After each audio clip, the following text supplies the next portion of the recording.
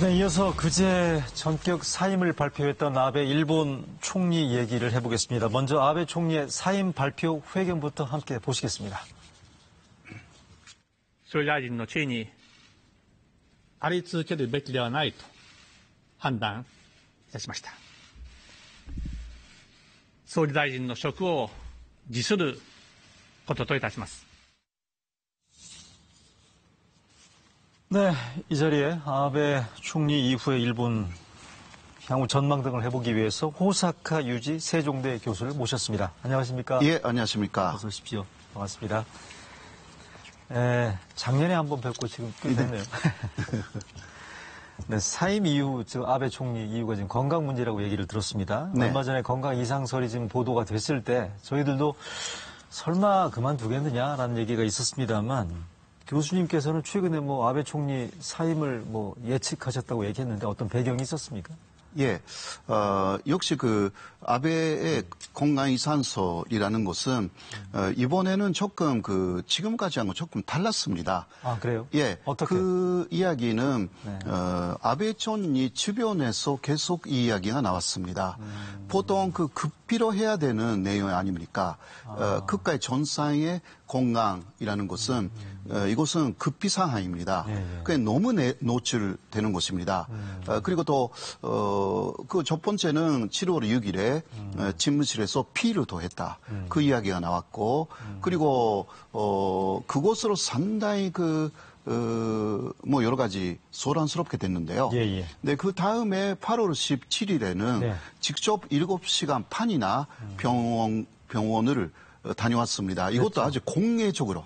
이거 보통 그렇게 하지 않습니다. 그리고 그 일주일 후에 다시 공개적으로 아침에. 2번 갔죠? 예, 예. 4시간이나 다녀온 것입니다. 네. 이것은 그만두겠다라는 것을 미리 국민들에게 보여주고 있고 그리고 그럼으로 인해서 어떤 다른 이유가 가려지는 것입니다. 이러한 하나의 쇼를 벌이고 있다. 그런 식으로 저는 봤거든요. 물론 아픈 것은 어느 정도 사실입니다. 그래요? 예, 아픈 것은 어느 정도 사실이지만 그러나 궤양성 대장염이라는 것은 17살 때부터 알 것 같습니다. 아베 총리가? 예, 계속 사실상 극복해온 거죠, 현재까지. 예, 새로운 약도 개발되었고, 네. 이번에도 2번이나 다녀왔을 때 새로운 치료법을 받아가지고요. 네. 이 새로운 치료법으로는 다시 거의 완치는 어렵더라도 완치하고 비슷한 상황으로 갈 수 있다고 합니다. 그래도 그만뒀다라는 것은 오히려 다른 전적인 이유가 있다. 아, 그래요? 예, 라고 할 수가 있습니다. 잠깐만요. 우리 호사카 교수께서 방금 말씀하신 게 도저히 견딜 수 없는 건강 문제가 아니고 방금 쇼라는 말씀을 하셨어요. 그러니까 네. 이게 건강상의 이유가 아니고 총리 주변에서 건강 이상설을 흘리는 문제랄지 병원을 공개리에 2번이나 다녀온 거랄지 이런 등등을 봤을 때는 이게 건강 때문에 그만둔 게 아니고 정치적 이유가 있다. 그러니까 보면 지금 경제난이랄지 스캔들이랄지 올림픽을 연기한 문제랄지 위기 대응에 코로나 위기 대응에 실패한 거랄지 이런 부분들이 복합적으로 작용했다. 네. 복합적이지만 사실 지지율이 계속 내려가는 것이 가장 큰 문제죠. 네, 지지율이 계속 내려가는 이유는 물론 코로나의 실패, 그리고 또 하나는 스캔들 문제입니다. 네, 이 스캔들 문제가 이제 본격적으로 다시 시작됩니다. 그거는 8월 25일부터 하나의 스캔들이 이제 포본으로 갔습니다. 그렇게 해서 아베 총리가 연루되어 있는 내용이 이제 일주일에 2번 정도 공판이 열리기 시작됐습니다. 굉장히 빨리 하는 것입니다. 올해 안에 다 거의 100번 이상 공판으로 연다고 합니다. 이게 선거법 위반 혐의인데요. 근데 이러한 문제는 현재까지 구로카와 검사장이라는 아베 총리의 파스꾼이 있어가지고요. 도쿄지검에 그 사람으로 인해서 아베 정권의 모든 비리는 사실상 없어졌습니다. 아, 그래요? 예. 그러나 구로카 검사장이 이번 5월 말에 내기 마작을 해가지고 그 혐의로 사임을 했습니다. 네, 그 사람은 아베 정권에서 검찰총장으로 내정해 있었던 사람입니다. 문제 있는 인물입니다. 예. 그 사람을 검찰총장으로 하면 네. 사실 그 현재까지 아베 정권의 모든 비리를 그 사람이 그 완전히 얻는 것으로 만들어 왔어요. 네, 예. 네, 그 사람이 덮어왔는데. 덮어왔습니다. 네. 그 사람이 이제 사라진 거야. 네. 그렇게 해서 아베 정권의 방패막이가 사라졌다. 예, 사라져가지고 네. 이제 그래서 도쿄지검이나 네, 도쿄고검에서는 이제 하겠다고 엄청나게 지금 힘을 발휘하겠다 앞으로는. 왜냐하면 그 사람이 없었더라면 지금까지 많은 정치인들을 사실상 법정에서 죄인으로 세울 수가 있었는데 그거 못했다라고 해서 지금 그 열심히 하겠다고 해서 사실 그 여러 문제 지금 가장 큰 게 두 개인데요. 네. 아베 총리가 법정에 나갈 수가 있는 것입니다. 네, 이렇게 되면 국회가 열리면 아베 총리에 대한 엄청난 질타가 쏟아지죠. 그러면 계속 지지율이 떨어지죠. 그렇군요. 네. 그 다음 중요한 선거를 하면 자민당 참배를 해가지고 정권 교체까지 갑니다. 이 사태를 막기 위해서 지금 물러났다라고 보는 게 가장 타당하다라고 저는 일본 생각합니다. 현지에서도 그렇게 보고 있다는 말씀이신가요? 일본 현지에서 제가 이야기한 내용 아직은 메이저에서는 많이 나와 있지는 않지만 네. 그래도 소소히 나오기 시작했습니다. 그러니까 그러니까 건강 문제로 인한 사임은 표면적인 사유일 뿐이고 것이고 선거법 위반 같은 정치적인 악재가 겹치면서 더 이상 버티질 못하고 내려온 것이다. 네네네. 라는 게 호사카 유지 교수의 분석이신 것 같아요. 어쨌든 자 그러면 네. 전후 최장수 총리 아니겠습니까? 그렇습니다. 어쨌든 일본 안에서는 뭐 반응이라든가 엇갈리는 거 있는 것 같습니까? 어떻습니까? 일본 내 기류 지금. 일본 내에서는 역시 굉장히 잘한 전이었다. 그래요? 라는 이야기가 많이 나와 있고요. 네. 그러나 반대로 최악의 전이었다. 그냥 오랜 기간을 했으니까 좋은 게 아니었다라는 의견도 있어가지고요. 대충 6대4 정도인 것 같습니다. 잘했다가 6 정도, 너무 나쁜 유산을 남겼다. 40% 정도.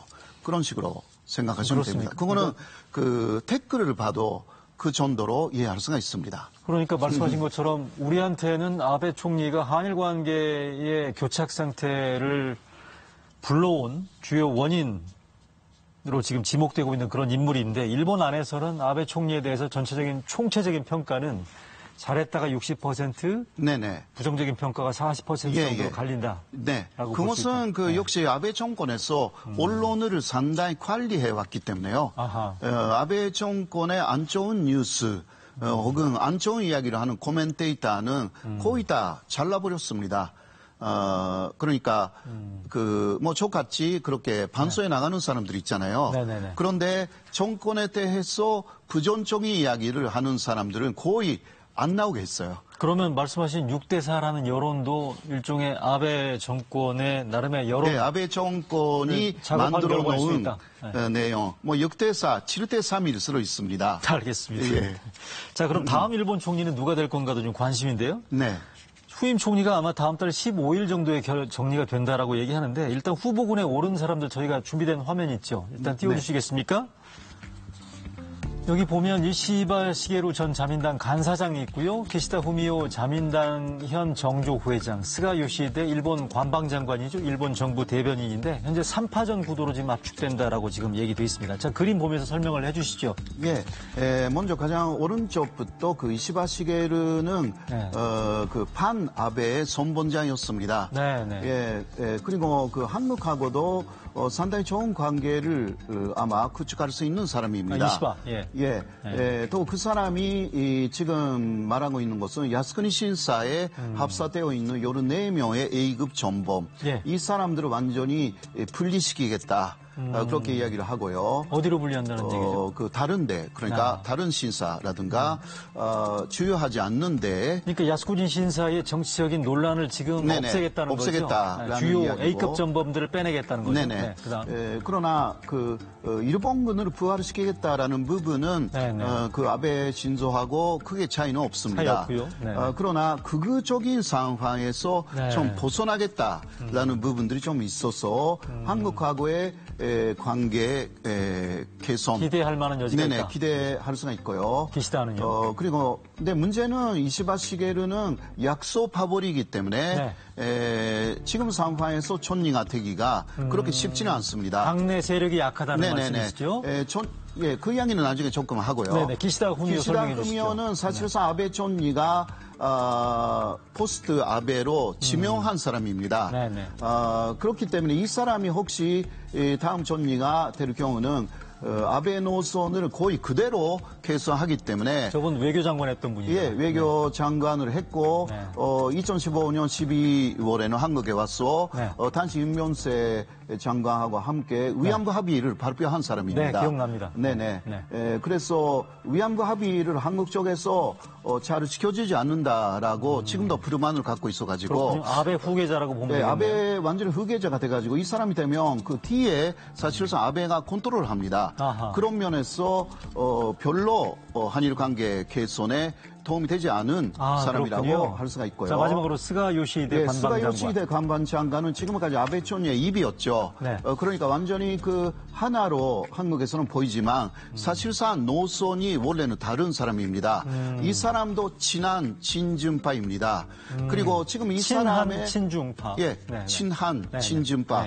이 사람을 미루고 있는 니카이라는 간사장, 자민당 간사장도 완전한 친한 친준파이기 때문에 이런 면에서 스가 관방장관도 한국하고의 관계 개선에 기대를 할 수 있는 사람이다. 그렇게 말할 수 있습니다. 그러면 제 개인적인 생각은 이렇게 질문 드려도 괜찮을지 모르겠습니다. 저 셋 가운데 누가 돼도 지금 아베 때하고는 낫지 않을까요? 물론 그렇습니다. 사실 아까 기시다도요. 기시다 후미오도 원래는 온건파입니다. 그렇군요. 원래는 온건파입니다. 그래서 한국하고 지금까지는 대화도 하지 않았지 않습니까? 그러나 대화는 어쨌든 간에 개시될 수 있다. 그렇게 저는 보고 있습니다. 저분이 그러니까 기시다의 경우에도 강경 우익 정도로 분류하기는 쉽지 않다라는 그렇습니다. 얘기시죠. 자, 그러면 근데 국내에서 이런 얘기들이 꽤 나오거든요. 반면에 누가 총리가 되든지 간에 일본 차기 총리가 되든지 간에 한일 관계는 큰 변화가 없을 것이다라고 얘기하는 전문가들이 꽤 있는데 이거는 왜 이런 그거는 현재까지 보세요? 거의 8년 정도 아베 정권이 만들어 놓은 여러 가지가 있기 때문에 그거는 큰 것은 여론이죠. 그러니까 일본 국민들이 지금 한국과의 관계 개선을 별로 원하지 않는 국민들도 꽤 있습니다. 여론조사를 보면.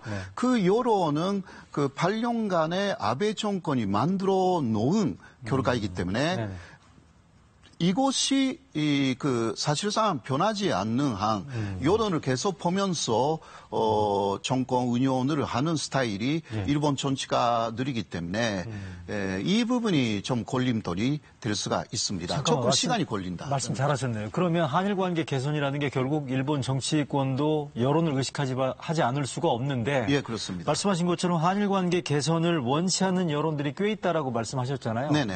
이게 어느 정도입니까? 일본 안에서. 지금은 그러니까 거의 60% 이상, 70% 가까이가 한국을 그렇게 좋아하지 않는다. 일본 안에서요? 그렇습니다. 그럼 한일 관계 개선도 일본 저런 여론의 영향을 받을 수밖에 없겠네요. 충분히 받을 수 있고요. 그러나 역시 일본 사람들도 윗사람이 어떤 말을 하느냐라는 것이 대단히 일본 사람들을 바꿀 수가 있는 요소입니다. 아베 총리는 계속 한국은 약속을 지키지 않는 나라다. 이 말을 쭉 했습니다. 의회에서. 그것으로 여론이 나빠진 거죠. 그러니까 새로운 총리가 한국하고도 관계 개선을 해야 한다. 그 말을 하면 또 달아갑니다. 조금 시간이 걸리더라도 그런 것을 좀 기대해야 한다고 저는 생각합니다. 그러니까 지금 한일 관계 개선을 원치 않는 일본 내 여론이라는 게 결국 그동안 아베 총리의 저런 이를테면 폐쇄적인 노선 때문에 비롯됐다. 네, 극우 노선이죠. 네. 그러니까 한국은 국제법을 어긴 나라다. 한국은 골대를 골대. 옮긴다. 네, 네. 굉장히 나쁜 축구 골대로 이야기를. 옮긴다. 네. 예, 굉장히 나쁜 이야기를 그 스스로 네. 여러 곳에서 말했습니다. 그리고 지속적으로 한국에 대해서 대해서 안 좋은 얘기를 해왔다. 예, 다 대풀에서 그러면 일본 국민들이 그 한국을 잘 모르는 사람들도 꽤 많기 때문에 그 영향을 받을 수밖에 없었다는 거죠. 그러나 위가 바뀌면 또 바뀝니다. 위가 바뀌면 위 사람이 네네. 바뀌면 그 일본 사람들은 또 바뀝니다. 네.